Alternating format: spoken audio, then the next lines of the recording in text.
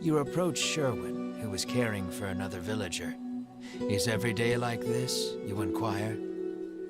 According to the knight, an elderly man living just outside the village is typically the one who looks after its residents. You'd be best served asking him all your questions, Sherwin says as he returns to his patient.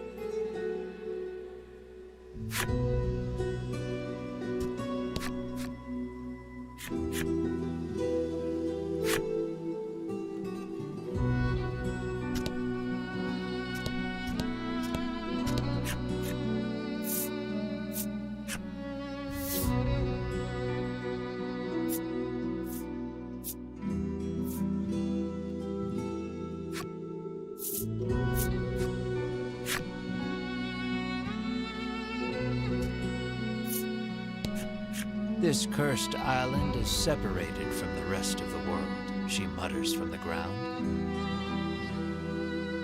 I heard that outsiders call this place Mount Medica, she remarks, then throws the empty bottle in her hand to the roadside.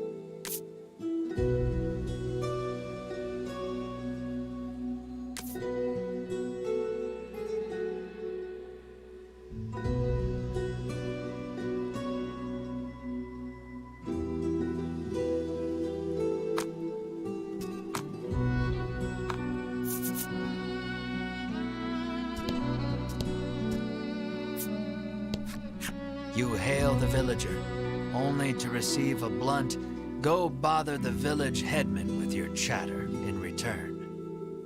The villager turns to face the wall once more, and smacks his head against it repeatedly. His forehead is soon covered in blood.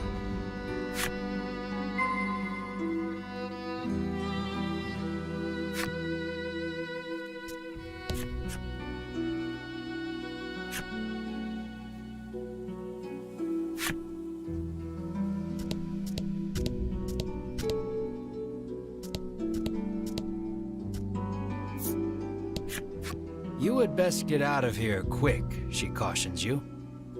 If you stay here, then you too will, she begins, then suddenly starts cackling.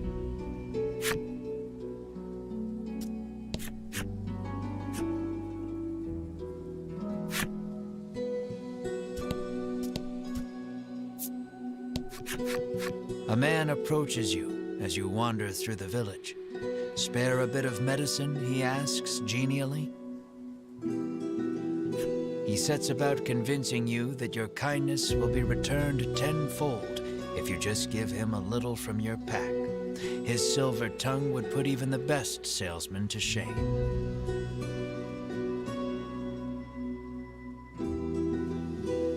You reach for a bottle of medicine, completely taken in by his pitch. Bruno stills your hand. "I wouldn't do that if I were you."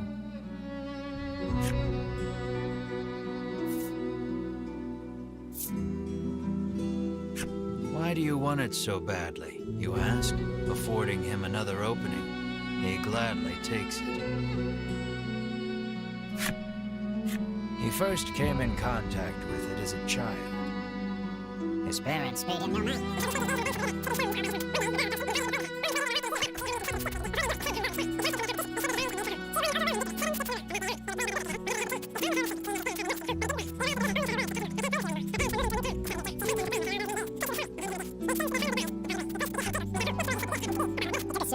never since forgot its wonderful taste. You are fully invested in this story, and desperate to give the man some small comfort in this cruel, cruel world. You're primed and ready to hand it over. I've heard better sob stories, Melanie says dryly, having somehow absorbed the man's story, despite the blistering speed in which he delivered it. Bruno thinks you'd better not, but you're not so sure.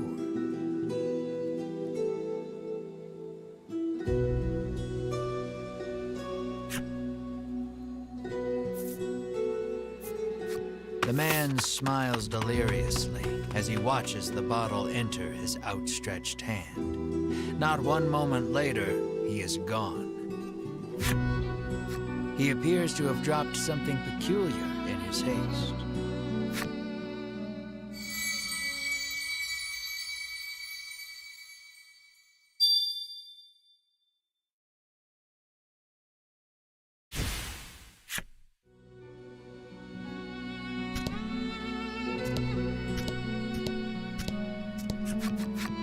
You knock lightly on the door. An elderly man opens it, beaming at you. He announces himself as Selfor and beckons you inside. Might he be the headman you've heard so much about? Ask me anything you like, he offers. Selfor receives your party, for whatever reason, rather graciously.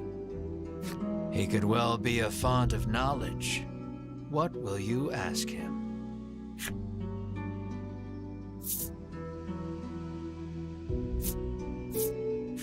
You ask if he is the one in charge of the village. It's true that the villagers call him their headman, but I feel compelled to correct the record and state that my official title is overseer.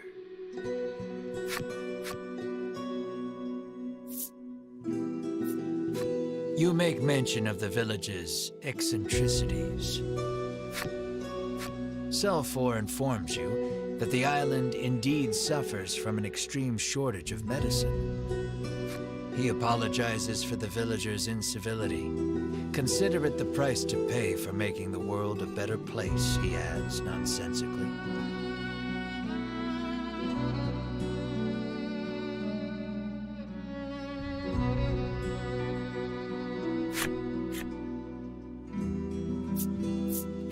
You ask if he has seen the dragon. Why, yes, he says. He returned to this island just the other day. Oh, but don't worry, he continues. He hasn't caused us too much trouble. Needless to say, this does not comport with your understanding of the dragon.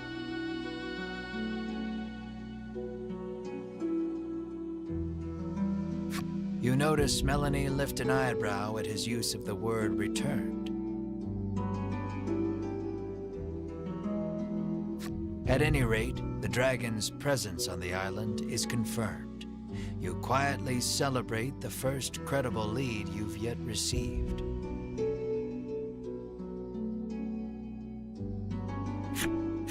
Your questions satisfactorily answered, you thank Selfor and turn to leave. He asks you to stop. We have yet to discuss the terms of your living here, he declares.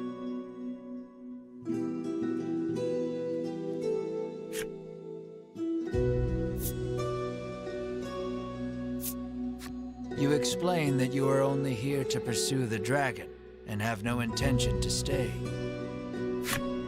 Selfor begs your forgiveness for thinking you were newcomers. It's perfectly understandable, though, what with the non-match among you, he says with a sneer.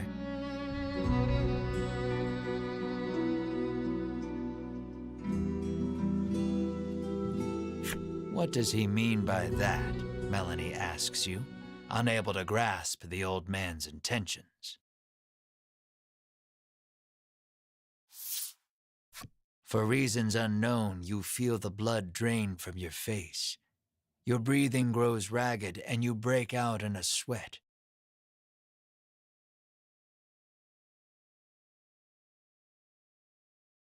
We're done here, you say defiantly, as you storm out of the house.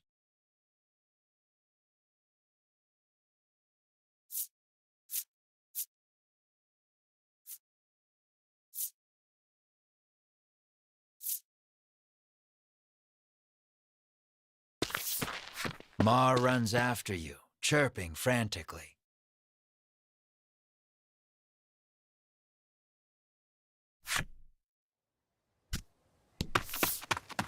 Melanie and the others give chase, but you and Mar are well out of sight by the time they make it outside.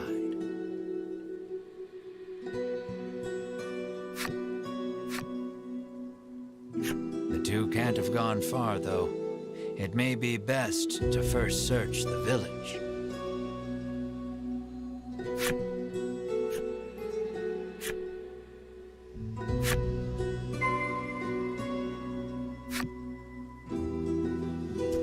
We have to find the others first, Melanie insists.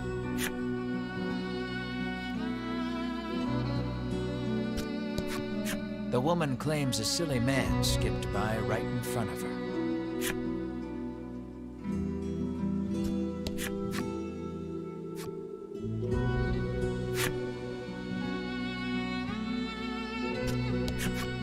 Sherwin is still tending to the villagers' needs.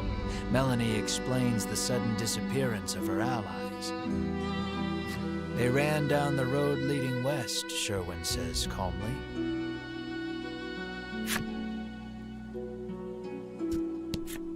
"Don't touch me," he shouts, threatening anyone who comes close.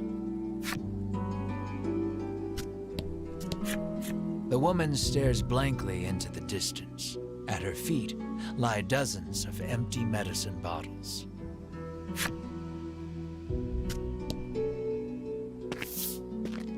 Melanie and company find you standing in front of a house. She can't quite make it out, but it sounds as though you're saying to Mar, "This place is..." Melanie calls out to you, prompting you to blurt out, "Sorry, just had a bad stomachache back there," in your characteristically glib manner.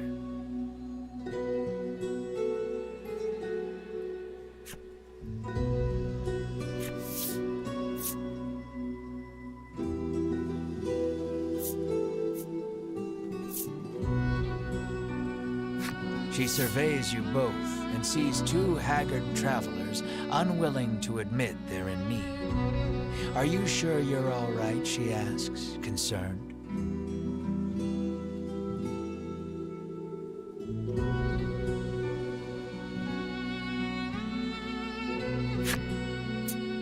"Fine, absolutely fine," you tell her, perhaps too eagerly. "So you were worried about me," you shoot back. "No, I wasn't," she replies, her face reddening.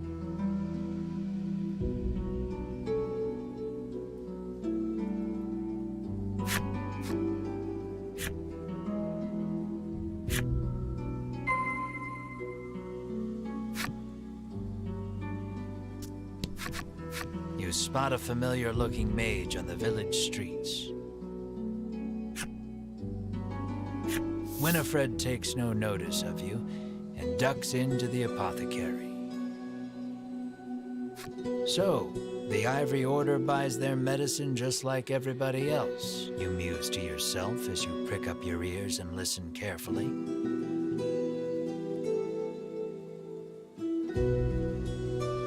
Winifred and the apothecary speak in hushed tones. You'd guess it's an order for special medicine, but you can't make it out.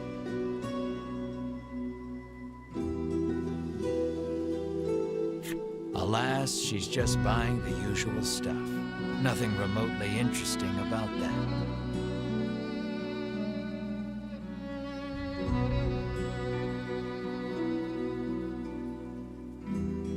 Though her presence suggests that other members of the Order might also be in town. With no desire to run into them, you make yourself scarce before she catches sight of you.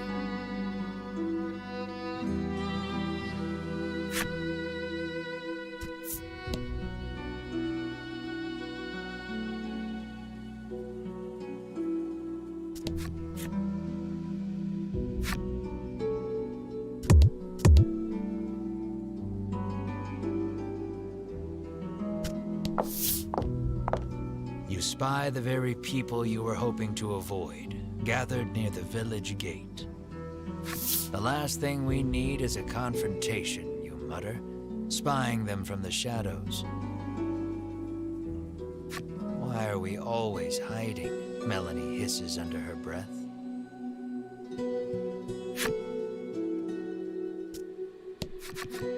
Two members of the Order are speaking with Sherwin. Given how deferential they appear to be acting toward him, you hazard a guess that he's their superior.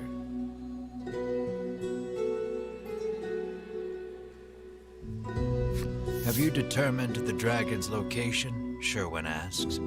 Hedwyn launches into his report. The dragon appears to be occupying the volcano. I suggest we move to capture him immediately, he counsels.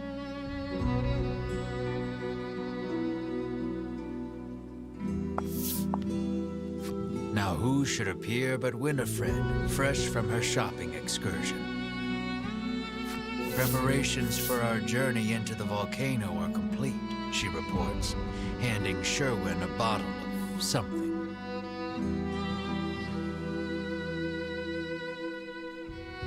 Splendid. Sherwin walks off and out of sight, the other three following close behind.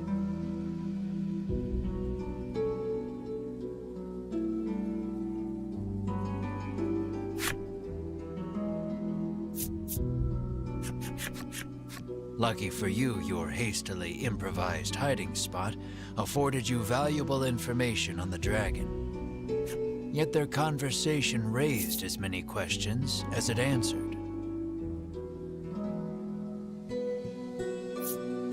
There was talk of capturing the dragon. Melanie picked up on the incongruity as well. The Queen ordered the dragon killed, she reminds you.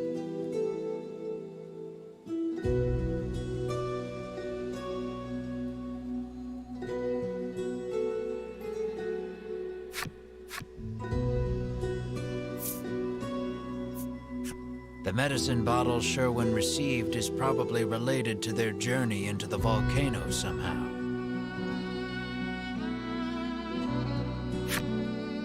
Bruno recalls seeing a bottle much like it once before. He says it contains flash freeze, which can chill most anything.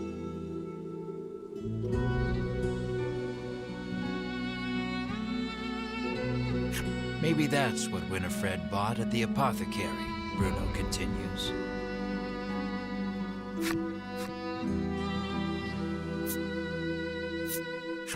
You know that the dragon is lurking in the volcano, but you haven't a clue how to get from here to there. Isn't it that mountain with all the smoke pouring out of it? Ridis asks, pointing westward. Why, yes, that sure does look rather like a volcano.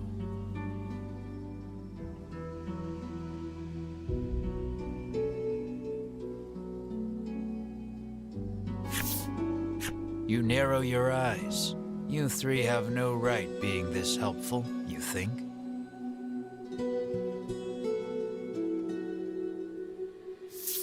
Mar pinches your cheeks without warning. You yelp in pain, which at the very least crosses dreaming off the list of explanations.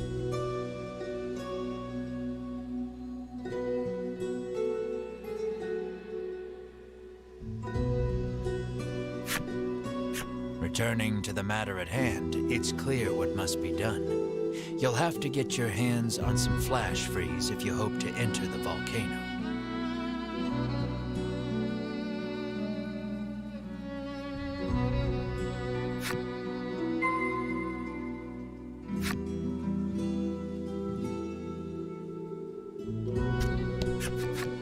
Happen to have any flash freeze for sale? You cheerily ask the apothecary.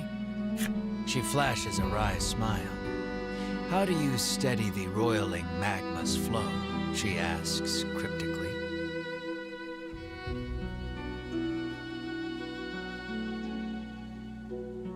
The meaning behind the question is utterly lost on you. She needs a password. Melanie mutters over your shoulder.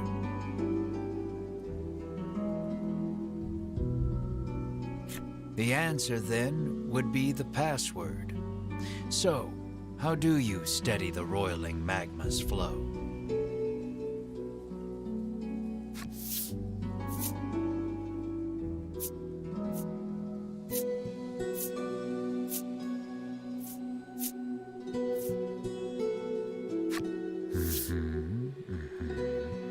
She mutters softly.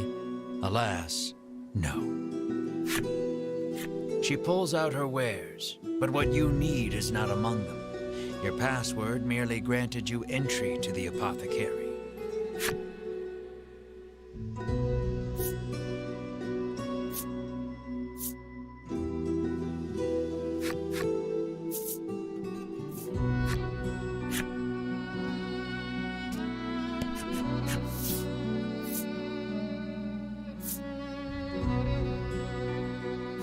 The old woman rolls her eyes, suddenly looking defeated. How did you know the answer? Did someone tell you? She mutters bitterly.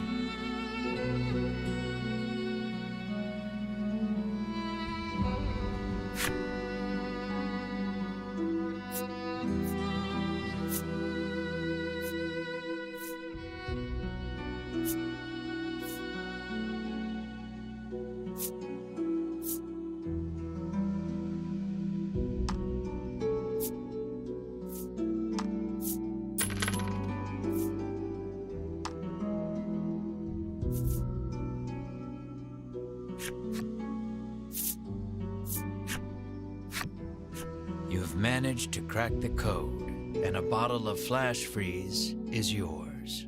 At last, you are ready to enter the volcano.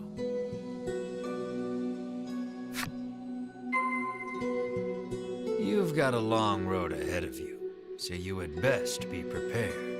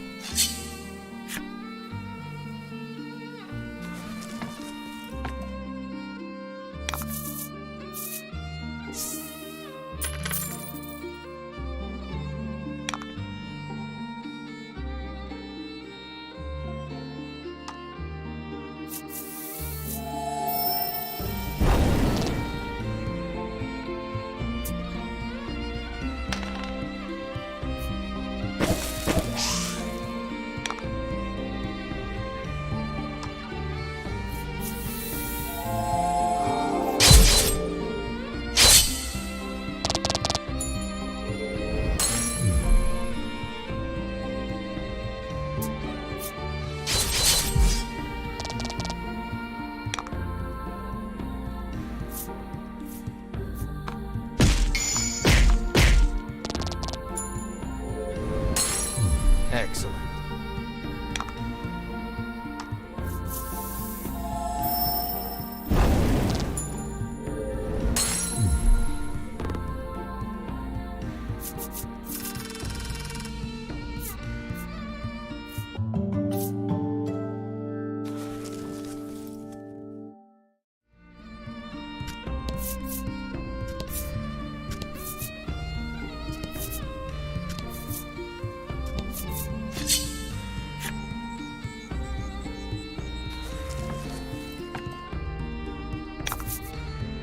About the enemy.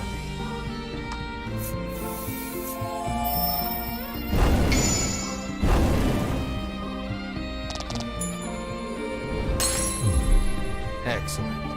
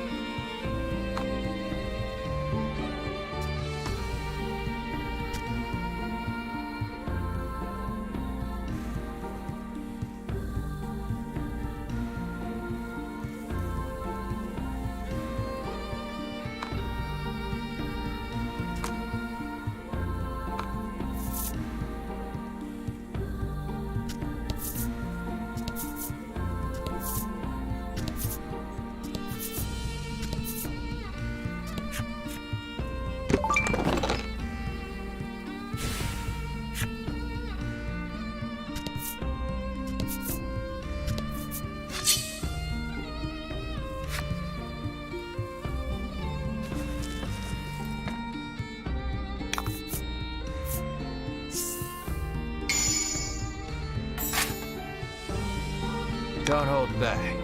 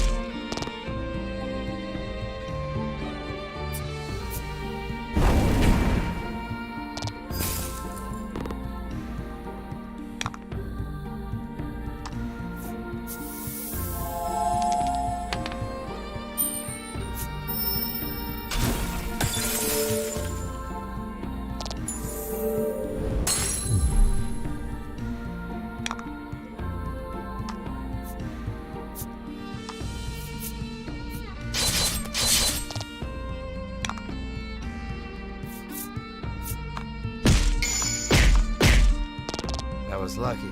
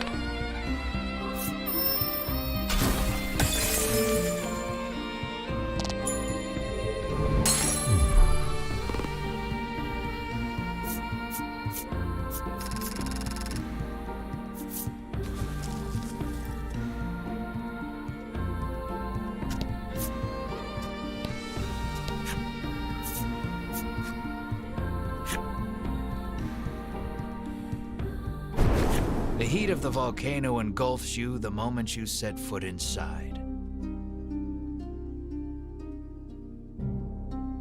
Of course, the dragon is hiding out here. Guess it's as good a place as any to corner him, you reason with yourself, trying to keep your spirits up.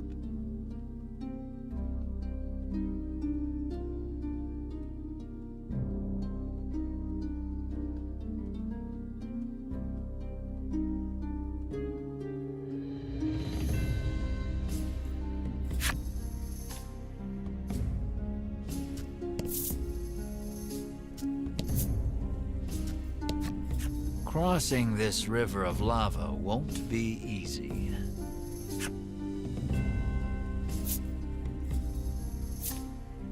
Here's how you cross a lava river. Bam!